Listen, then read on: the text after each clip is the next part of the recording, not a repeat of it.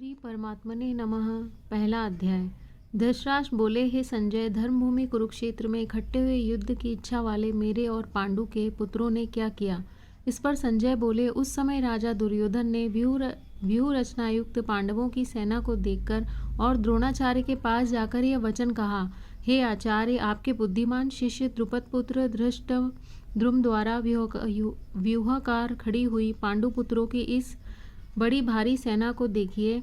इस सेना में बड़े बड़े धनुषों वाले युद्ध में भीम और अर्जुन के समान बहुत से शूरवीर हैं, जैसे सात्विक और विराट तथा महारथी राजा द्रुपद और धृष्टकेतु, चेकितान तथा बलवान काशीराज पुरुजित, कुंतीभोज और मनुष्यों में श्रेष्ठ शैव्य और पराक्रमी युधामन्यु तथा बलवान उत्तमौजा सुभद्रा पुत्र अभिमन्यु और द्रौपदी के पांचों पुत्र, ये सभी महारथी हैं। हे ब्राह्मण श्रेष्ठ, हमारे पक्ष में भी जो प्रधान हैं उनको आप समझ लीजिए।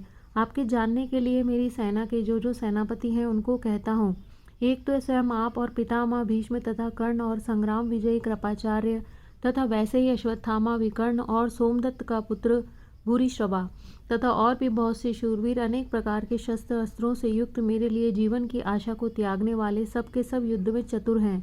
भीष्म पितामह द्वारा रक्षित हमारी वह सेना सब प्रकार से अजेय है और भीम द्वारा रक्षित इन लोगों की यह सेना जीतने में सुगम है। इसीलिए सब मोर्चों पर अपनी अपनी जगह स्थित रहते हुए आप लोग सबके सब ही निसंदेह श्री भीष्म पितामह की ही सब ओर से रक्षा करें। इस प्रकार द्रोणाचार्य से कहते हुए दुर्योधन वचनों को सुनकर कौरवों में व्रत बड़े प्रतापी पितामह भीष्म ने उस दुर्योधन के हृदय में हर्ष उत्पन्न करते हुए उच्च स्वर से सिंह की नाद के समान गर्जकर शंख बजाया। उसके उपरांत शंख और नगारे तथा ढोल, मृदंग और नरसिंह आदि बाजे एक साथ ही बजे।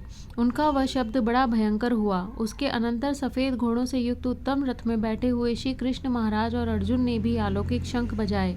उनमें श्री कृष्ण महाराज ने पांचजन्य नामक शंख और अर्जुन ने देवदत्त नामक शंख बजाया। भयानक कर्म वाले भीमसेन ने पौंड्रू नामक महाशंख बजाया। कुंती पुत्र राजा युधिष्ठिर ने अनंत विजय नामक शंख और नकुल तथा सहदेव ने सुघोष और मणिपुष्पक नाम वाले शंख बजाए। शेष धनुष वाले काशीराज और महारथी शिखंडी और धृष्टद्युम्न तथा राजा विराट और अजेय सात्यकी तथा राजा द्रौपदी के पांचों पुत्र और बड़ी भुजा वाले सुभद्रा पुत्र अभिमन्यु, इन सब ने हे राजन अलग अलग शंख बजाए और उस भयानक शब्द ने आकाश और पृथ्वी को भी शब्दायमान करते हुए धृतराष्ट्र पुत्रों के हृदय विदीर्ण कर दिए। हे राजन, उसके उपरांत कपिध्वज अर्जुन ने खड़े हुए धृतराष्ट्र पुत्रों को देखकर उस शस्त्र चलने की तैयारी के समय धनुष उठाकर ऋषिकेश श्री कृष्ण महाराज से यह वचन कहा, हे अच्युत, मेरे रथ को दोनों सेनाओं के बीच में खड़ा करिए। जब तक मैं इन स्थित हुए युद्ध की कामना वालों को अच्छी प्रकार देख लूं कि इस युद्ध रूप व्यापार में मुझे किन किन के साथ युद्ध करना योग्य है। दुर्बुद्धि दुर्योधन का युद्ध में कल्याण चाहने वाले जो ये राजा लोग इस सेना में आए हैं, उन युद्ध करने वालों को मैं देखूंगा। संजय बोले, हे धृतराष्ट्र, अर्जुन द्वारा इस प्रकार कहे हुए श्री कृष्णचंद्र ने दोनों सेनाओं के बीच में भीष्म और द्रोणाचार्य के सामने और संपूर्ण राजाओं के सामने उत्तम रथ को खड़ा करके ऐसे कहा कि हे पार्थ, इन इकट्ठे हुए कौरवों को देख। उसके उपरांत प्रथापुत्र अर्जुन ने उन दोनों ही सेनाओं में स्थित हुए पिता के भाइयों को, पितामहों को, आचार्यों को, मामों को, भाइयों को, पुत्रों को, पौत्रों को तथा मित्रों को, ससुरों को और सहृदों को भी देखा। इस प्रकार उन खड़े हुए संपूर्ण बंधुओं को देखकर वे अत्यंत करुणा से युक्त हुए कुंती पुत्र अर्जुन शोक करते हुए यह बोले, हे कृष्ण, इस युद्ध की इच्छा वाले खड़े हुए स्वजन समुदाय को देखकर मेरे अंग शिथिल हुए जाते हैं और मुख भी सूखा जाता है और मेरे शरीर में कंप तथा रोमांच होता है तथा हाथ से गांडीव धनुष गिरता है और त्वचा भी बहुत जलती है तथा मेरा मन भ्रमित सा हो रहा है। इसीलिए मैं खड़ा रहने को भी समर्थ नहीं हूँ।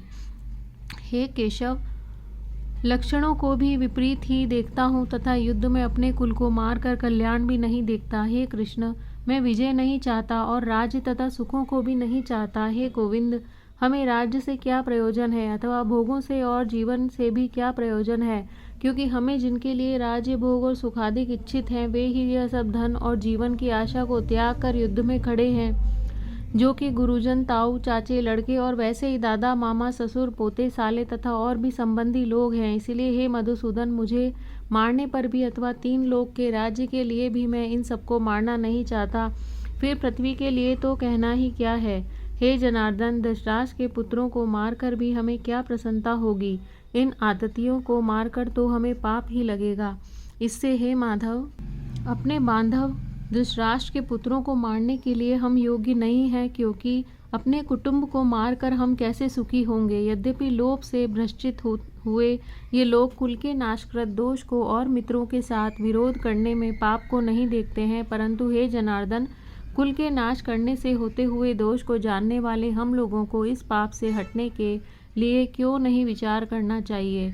क्योंकि कुल के नाश होने से सनातन कुल धर्म नष्ट हो जाते हैं। धर्म के नाश होने से संपूर्ण कुल को पाप भी बहुत दबा लेता है। तथा हे कृष्ण, पाप के अधिक बढ़ जाने से कुल की स्त्रियां दूषित हो जाती हैं, और हे वार्ष्णेय, स्त्रियों के दूषित होने पर वर्ण संकर उत्पन्न होता है, और वह वर्ण संकर कुल घातियों को और कुल को नरक में ले जाने के लिए ही होता है। लोप हुई पिंड और जल की क्रिया वाले इनके पितर लोग भी गिर जाते हैं, और इस वर्ण संकर कारक दोषों से कुल घातियों के सनातन कुल धर्म और जाति धर्म नष्ट हो जाते हैं। तथा हे जनार्दन, नष्ट हुए कुल धर्म वाले मनुष्यों का अंत काल तक नरक में वास होता है, ऐसा हमने सुना है। अहो, शोक है कि हम लोग बुद्धिमान होकर भी महान पाप करने को तैयार हुए हैं, जो कि राज्य और सुख के लोभ से अपने कुल को मारने के लिए उद्यत हुए हैं। यदि मुझ शस्त्र रहित न सामना करने वाले को शस्त्रधारी धृतराष्ट्र के पुत्र रण में मारे, तो वह मारना भी मेरे लिए अति कल्याणकारक होगा। संजय बोले, रणभूमि में शोक से उद्विग्न मन वाले अर्जुन इस प्रकार कहकर बाण सहित धनुष को त्याग कर रथ के पिछले भाग में बैठ गए। जय श्री कृष्ण। इति श्रीमद्भगवद गीता रूपी उपनिषद एवं ब्रह्म विद्या तथा योग शास्त्र विषयक श्री कृष्ण और अर्जुन के संवाद में अर्जुन विषाद योग नामक पहला अध्याय। जय श्री कृष्ण।